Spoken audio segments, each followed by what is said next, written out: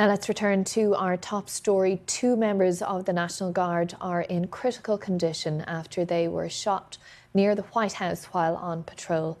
Well, I'm joined now by West Virginia Attorney General John B. McCuskey. Thank you for being with us here on BBC News. Now, our understanding is that these two individuals are members of the West Virginia National Guard. Can you tell us anything about them? Yeah, I can't as of right now, but I can tell you through extensive personal experience with our Guards members here in West Virginia that these two people were selfless American patriots.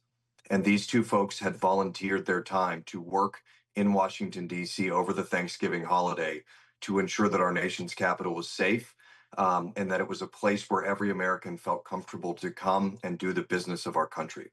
And I know that there are 1.8 million West Virginians and millions and millions of Americans behind us who are praying that these two brave service members are healed in a Christmas miracle, Thanksgiving miracle, excuse me. Indeed. Of course, at this time, as we're told by the FBI director, that they're in a critical condition in hospital here in Washington, D.C.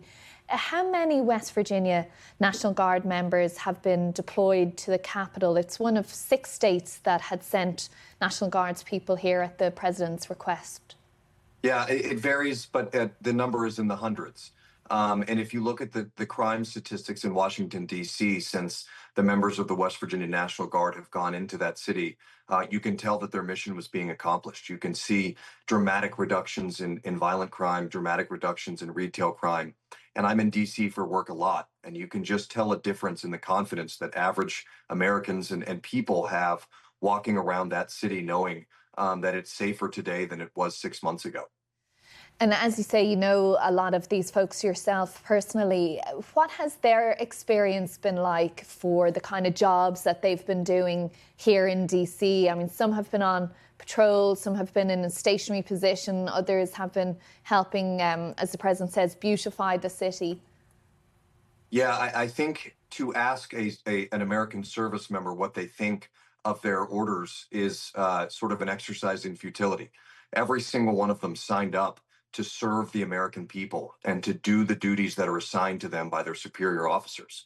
And so every single one of them willingly jumped up and decided and served in the way that their oath was required of them. And so we have in West Virginia the highest per capita military membership of any state in the country, which I think makes us the most patriotic state in America. And so we have more people who are willing to serve and to defend our country than any other place in this country. And for that exact reason, I know that these service members come from a long line of truly brave American patriots who happen to call the Mountain State their home. And so when you hear the mayor of Washington, D.C., Muriel Bowser, saying there that the information they have is that this was a targeted attack, another word used was ambush, how is that received for yourself and the other folks in West Virginia hearing this news, given that military background that you're talking about? Yeah, it's enraging. The idea that any person would target the very people who make this country the greatest country in the world is abhorrent, it's outrageous, and it's going to require many people in this country to do a lot of soul searching about why is this happening? Why are we creating individuals who harbor this kind of resentment to the very symbols and the very people that make this country the greatest country in the history of the world? Okay. West Virginia Attorney General John B. McCuskey, thank you for joining us here on BBC News. I'm Katrina Perry. Take care.